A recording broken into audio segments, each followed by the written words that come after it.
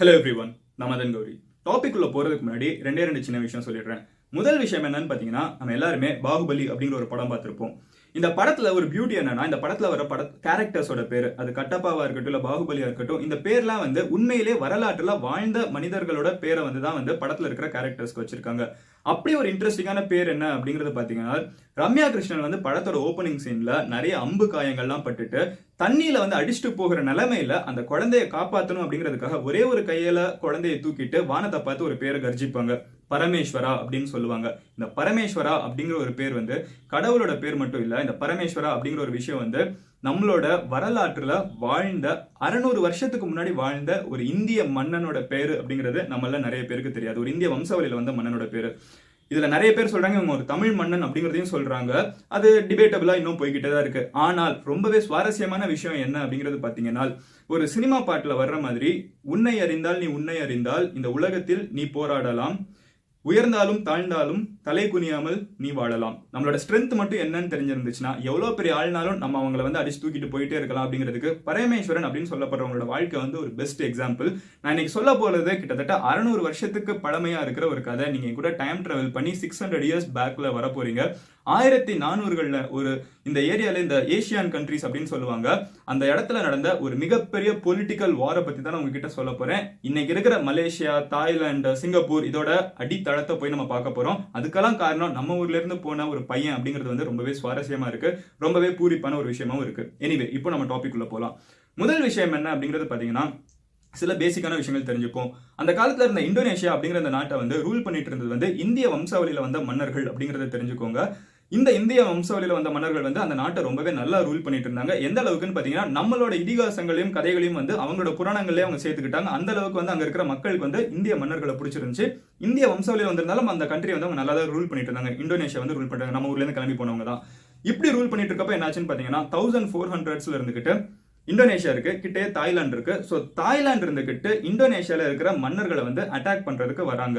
So attack பண்ண வரப்ப அந்த இந்தோனேஷியால இருக்கிற மன்னர்கள் தப்பிச்சு போகணும்னு ட்ரை பண்றாங்க. ஏன்னா அது ரொம்ப ஃபோர்ஸோட தாய்லாந்து இறங்குறாங்க, இவங்களால தாங்க முடியல.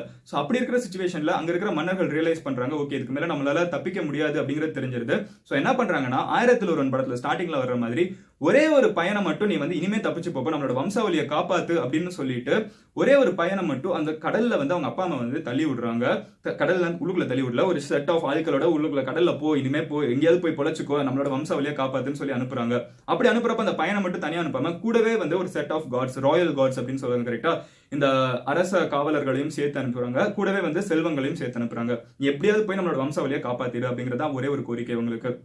இந்த சின்ன பையன் இந்தோனேஷியால இருந்து கிளம்பி கடலுக்குள்ள போக ஆரம்பிக்கிறான். போகிற இடத்துல அந்த இடம் கம்ப்ளீட்டா அழிஞ்சு போயிடுது. இந்தோனேஷியா அந்த தாய்லாந்து மக்கள், தாய்லாந்துல இருந்து வந்த கிங்ஸ் கம்ப்ளீட்டா பிடிச்சிடுறாங்க. எல்லாமே அவங்க கண்ட்ரோலுக்கு போயிடுது. ஒரே ஒருத்தன் மட்டும் தப்பிச்சு போயிடுறான். தாய்லாந்துல இருந்து வந்த அந்த அரசர்களுக்கு என்ன பெரிய கோவம்னா, எவ்வளவுதான் கஷ்டப்பட்டு பிடிச்சாலும் இங்க இருந்து ஒருத்தன் தப்பிச்சு போயிட்டானே, இந்த வம்சாவளி கண்டினியூ ஆகுது அப்படிங்கிற ஒரு கோவம் அவங்களுக்கு இருந்திருக்கு.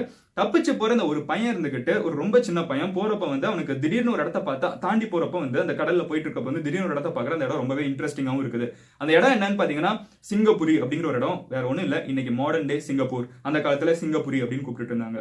இந்த மன்னன் இருந்துகிட்டு இந்த சிங்கப்பூரிக்குள்ள போய் பார்ப்போமே, ரொம்பவே நல்ல மனிதர்களா இருக்கிறாங்க அப்படிங்கிற ஒரு நாலேஜ்ல இருந்துகிட்டு அந்த ஊருக்குள்ள போய் அவங்க சொல்றாங்க, இந்த மாதிரி நான் ஒரு பெரிய குடும்பத்தை சார்ந்தவங்க, எங்க ஊரை அட்டாக் பண்ணிட்டாங்க, எங்களுக்கு அடைக்கலம் தாங்க அப்படிங்கறத சொல்றாங்க. சிங்கப்பூரில இருக்கிற மன்னர்கள் இருந்துகிட்ட இவங்களை வெல்கம் பண்ணி அக்செப்டும் பண்ணிக்கிறாங்க. சரிப்பா நீ பெரிய ஆளுனா சொல்ற, உள்ளுக்குள்ளவா தங்கிக்கோங்க. என்னதான் இந்த பரமேஸ்வரன் அப்படிங்கிற ஒரு பையன், போற ஒரு சின்ன பையன் தான் பரமேஸ்வரன் அப்படிங்கிறவங்க. என்னதான் இந்த பரமேஸ்வரன் அப்படிங்கிறவங்க அந்த இடத்துல கெஸ்டா போய் இருந்தாலும் அங்க ஒரு கெஸ்ட் தான். அவங்க ஒரு மன்னன் கிடையாதுங்கிறது ஒரு பெரிய ப்ராப்ளமாவே உங்களுக்கு இருந்திருக்கு. சோ அவங்க என்ன பண்றாங்கன்னு பாத்தீங்கன்னா, அந்த மன்னனோட பதவியில உட்காரணுங்கிறதுக்காக சிங்கப்பூரில எந்த மன்னன் அவங்களுக்கு அடைக்கலம் கொடுத்தாங்களோ அதே மன்னனை இந்த பரமேஸ்வரன் அப்படிங்கிறவங்க கொன்னுட்டு அந்த இடத்துல போய் உட்கார்றாங்க. இது சிங்கப்பூரி மக்களுக்கும் பயங்கர டென்ஷன் ஆகுது. எவ்வளவு தைரியம் இருந்தா நம்ம ஊருக்குள்ள நம்ம மன்னனே கொண்டுட்டு இவன் தான் மன்னன் அப்படின்னு சொல்றாங்க. அப்படி போய் பரமேஸ்வரன் பவர்ல போய் உட்கார்றாங்க. பட் ஊருக்குள்ள அப்பமே நிறைய ரயாட்ஸ் வெடிக்க ஆரம்பிக்குது. எங்க பார்த்தாலும் கொந்தளிப்பு, எவ்வளவு தைரியம் இருந்தா இவன் நம்ம நாட்டுக்கு ராஜான்னு சொல்லலாம்னு அது எல்லாத்தையும் கண்ட்ரோல் பண்ணி அமைக்கிடுறாங்க. அதுக்கப்புறம் என்ன ஆகுதுன்னு பாத்தீங்கன்னா, இந்த மன்னன் இருந்துகிட்டு ரொம்பவே அவங்களோட தாட்ஸ் மக்கள் மேல திணிக்கிறாங்க அப்படிங்கிற ஒரு கடுப்பு இருந்திருக்கு. அப்படி அவங்க பண்ண ஒரு மிகப்பெரிய ஒரு தவறு என்னன்னு பாத்தீங்கன்னா, அவங்களோட அந்த புறத்துல இருக்கிற ஒரு பொண்ணை ஒரு பிரச்சனையில அந்த பொண்ணை நடு ரோட்ல வச்சு கொண்டுடுறாங்க. இது அந்த ஊர் மக்களுக்கு ரொம்பவே வல்கரா ஒரு விஷயம், ரொம்ப வயலண்டான ஒரு விஷயமா இருக்கு. ஒரு பொண்ணை இப்படி கொல்றான் அப்படிங்கிற ஒரு விஷயம் அவங்களோட பர்சனலாவே அவங்களுக்கு ரொம்ப அட்டாக் ஆயிருக்கு. இப்படி ஒரு விஷயம் வந்து அவங்களோட மனசுக்குள்ள ரொம்ப விதைக்கப்பட்டிருக்கு. அதாவது பர்சனலாவே வந்து அவங்களுக்கு சிங்கப்பூரி மக்களுக்கு இந்த மன்னனை பிடிக்கல. இப்படி இருக்கிறப்ப என்ன ஆகுதுன்னு பாத்தீங்கன்னா லேட்டர் பீரியட்ல இந்த தாய்லாந்துல இருக்கவங்க வந்து இந்தோனேஷியா பிடிச்சாங்கன்னு சொன்னேன்ல, பரமேஸ்வரன் எங்கெங்க போறனா தேடி போய் தாய்லாந்துல இருக்கிற மன்னர்கள் வந்து அடிக்கணும்னு முடிவு பண்ணிட்டாங்க. அவங்க மறுபடியும் வந்து சிங்கப்பூரியும் அட்டாக் பண்ண வந்துட்டாங்க. ஓகே, இங்க தானே ஒளிஞ்சிருக்கான்னு தெரிஞ்சிருது, இங்க வந்து அட்டாக் பண்ண வந்துறாங்க. ஏன்னா இப்ப கிங் அப்படிங்கிற ஒரு பேர் வந்து எஸ்டாப்ளிஷ் பண்ணிட்டாங்கல்ல, சோ இங்க இருக்கியா நீ வந்து அடிக்கணும்னு வந்துட்டாங்க. சிங்கப்பூரி அப்படிங்கிறது ஒரு குட்டி இடம், தாய்லாந்தோட போர்சஸோட அந்த இடத்தை தாங்க முடியாது. கிட்டத்தட்ட 2 லட்சம் படை வீரர்கள் வந்து இறங்குவாங்கிறத சொல்றாங்க. சோ அதை வந்து சிங்கப்பூரி கண்டிப்பா தாங்கவே முடியாது. சோ பயந்து போய் உள்ளுக்குள்ள அந்த ஃபோர்ட்டுக்குள்ள மட்டும் எல்லாருமே வந்து உட்காந்துடுறாங்க, அந்த கோட்டைக்குள்ள மட்டும் வந்துடுறாங்க. பட் சிங்கப்பூரியோட கோட்டையோட ஸ்பெஷாலிட்டி என்னன்னு பாத்தீங்கன்னா, அந்த கோட்டைக்குள்ள வேற எவனாலையும் உள்ளுக்குள்ள வர முடியாது. நாட்டை எவனாலும் பண்ணிக்கோ, பட் அந்த கிங் இருக்கிற அந்த கோட்டையை மட்டும் எவனாலுமே உடைக்க முடியல. சோ எல்லாருமே வெளியே இருந்துகிட்டு கத்துறாங்க, கதறாங்க, உள்ளுக்குள்ள அம்ப விடுறாங்க. பட் அந்த கோட்டையை மட்டும் உடைக்கவே முடியல. பரமேஸ்வரன் என்ன பண்றாங்கன்னா, நீ வெளியே இருந்து கத்தி கத்தி சாகுற வரைக்கும் நான் உள்ளுக்குள்ளே இருக்கேன்டா அப்படிங்கிற ஒரு முடிவுல இருக்காங்க. பட் நாளடைவில் என்ன ஆகுதுன்னு பாத்தீங்கன்னா, நாட்கள் வந்து வாரங்கள் ஆகுது, வாரங்கள் மாதங்கள் ஆகுது, மாசம் வந்து வருடங்கள் ஆகுது. நாளாக நாளாக உள்ளுக்குள்ள அந்த கோட்டைக்குள்ள வந்து வெளியும் போறதுக்கு கான்டாக்ட்ல, உள்ளேயும் வரது கான்டாக்ட் இல்ல.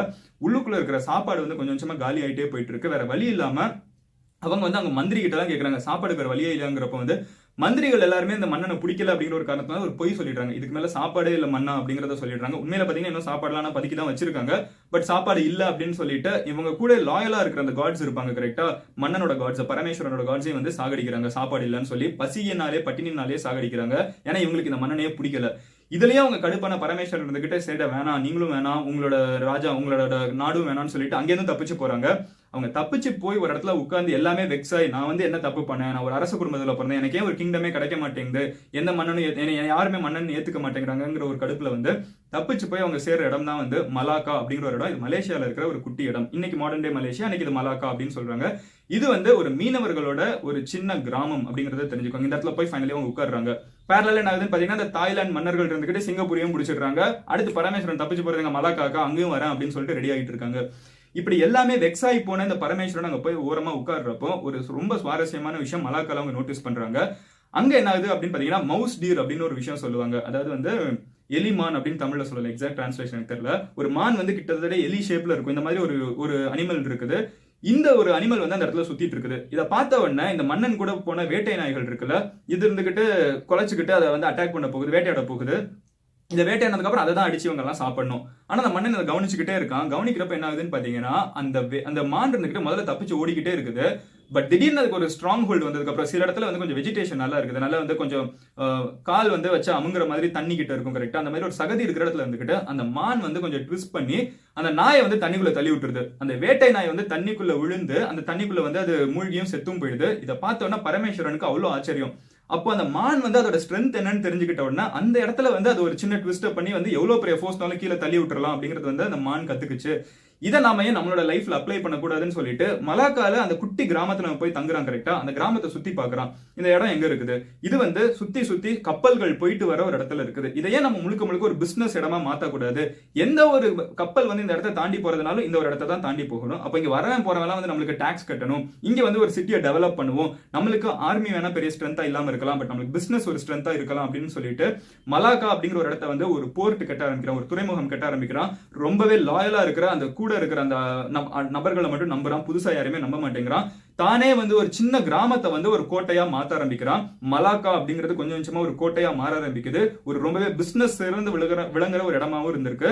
லேட்டரா என்னதுன்னு பாத்தீங்கன்னா, இன்னும் கொஞ்சம் எஸ்டாப்ளிஷ் பண்றதுக்கு சைனா கூட போய் பேசுறான். சைனால இருக்கிற மன்னர்களுக்கு வந்து பயங்கரமா டாக்ஸ் கட்ட ஆரம்பிக்கிறான். சைனா இருந்துகிட்டு மலாக்காக்கு சப்போர்ட் பண்ண ஆரம்பிக்குது. சுத்தி இருக்கிற இந்தோனேஷியா, தாய்லாந்து, சிங்கப்பூர் எல்லாமே பயப்பட ஆரம்பிச்சிட்டாங்க. ஏன்னா சைனா அப்படிங்கிற ஒரு பிக் பிரதர் வந்து இந்த கேமுக்குள்ள வந்தாச்சுங்கிறதுனால. பரமேஸ்வரன் அப்படிங்கிறவங்க வந்து ஒரு சாதாரண ஆள் அடிச்சு துரத்திடலான்னு பார்த்த உடனே இந்த ஒரு விஷயம் போர்ட் டெவலப் பண்ண ஆரம்பிச்சதுக்கு அப்புறம் வந்து எல்லாமே பயப்பட ஆரம்பிச்சிடுறாங்க.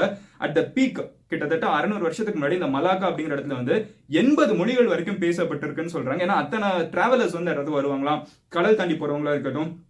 கிட்டத்தட்ட இன்னைக்கு மாடர்ன் டேல இருக்கிற ஒரு லாஸ் வேகாஸ் மாதிரின்னு வச்சுக்கோங்களேன். எல்லாருமே வந்து போய் ஒரு பாக்குற ஒரு பயங்கர டூரிஸ்ட் டெஸ்டினேஷனும் ரொம்பவே, அதே மாதிரி வந்து ரொம்ப போர்ட்டும் வந்து ரொம்பவே ஸ்ட்ராங்கா வச்சிருக்காங்க. சோ இதெல்லாம் பார்த்த உடனே அங்க இருக்கிற மன்னர்கள் எல்லாம் பயந்து போயிட்டாங்க. அதுக்கப்புறம் யாருமே இந்த மன்னனை சீண்டவும் இல்ல. பரமேஸ்வரன் அப்படிங்கிறவங்க லேட்டர் பீரியட்ல வந்து ஒரு தமிழ் இஸ்லாமிய பெண்ணையும் வந்து திருமணிக்கிறாங்க. அந்த மேரேஜ்க்கு அப்புறம் வந்து அவங்க வந்து தானுமே வந்து இஸ்லாமுக்கு கன்வெர்ட் ஆறாங்க. அதுக்கப்புறம் வந்து இஸ்கந்தர் அப்படிங்கிற ஒரு பேரு வந்து அவங்களுக்கு கொடுக்குறாங்க. இஸ்கந்தர், பரமேஸ்வரன் அப்படிங்கறதெல்லாம் சொல்றாங்க. இதுக்கப்புறம் என்னதுன்னு பாத்தீங்கன்னா, இவங்களோட வம்சாவளியில வரவங்க எல்லாமே இருந்துகிட்டு தமிழ் மலேசியன் வரவங்களா அப்படிங்கறத சொல்றாங்க. ஏன்னா அவங்களோட மனைவி வந்து ஒரு தமிழ் மலேசியன் அப்படிங்கிற தமிழ் இஸ்லாம் அப்படிங்கறதுல வந்து டவுட்டே இல்ல. அதனால இவங்களோட வம்சாவளி வந்து அப்படியே கொஞ்சம் மாறி வந்து இந்த மாதிரி போக ஆரம்பிச்சிருது. இந்த வம்சாவளியில வந்தவங்க தான் இன்னைக்கு மலேசியால நிறைய பேர் வந்து ஐடென்டிஃபை பண்றாங்க அப்படிங்கிறதையும் சொல்றாங்க. இப்படி சொல்லப்படுற இந்த பரமேஸ்வரன் வந்து தன்னோட 70 வயசு வரைக்கும் நல்லா வாழ்ந்து அனுபவிச்சுதான் இறந்து போயிருக்காங்க. பேசிக்கா அந்த கதையை நான் ஏன் சொல்ல வரேன்னு பாத்தீங்கன்னா, இவ்வளோ ஹிஸ்டாரிக்கான ஒரு பர்சன் வந்து நம்மளோட வரலாற்றுல ஏன் நம்ம படிக்கிறதே கிடையாது. எப்ப பார்த்தாலும் நம்ம ஏன் நம்ம சந்திரகுப்த மௌரியாவை பத்தியும் அசோகாவை பத்தியும் மட்டுமே படிச்சுட்டு இருக்கோம். நம்ம ஊர்ல இருந்து எத்தனை மன்னர்கள் எதெல்லாம் போய் பண்ணிருக்காங்க, இதெல்லாம் யோசிச்சு பாருங்களேன். விஷுவலா நான் சொன்னதெல்லாம் யோசிச்சு பாத்தீங்கன்னாலே அவ்வளவு சுவாரஸ்யமா இருக்கும். இன்னைக்கு modern day Malaysia, Thailand, Indonesia, China இவங்களோட ரிலேஷன்ஷிப் எல்லாத்துக்குமே அடித்தளமா இருந்தது நம்ம ஊர்ல இருந்து போன ஒரு மன்னன் அப்படிங்கறது யோசிக்கிறதுக்கே அவ்வளவு சுவாரஸ்யமா இருந்துச்சு. அதை தான் உங்ககிட்ட நான் சொல்லணும்னு நினைச்சேன்.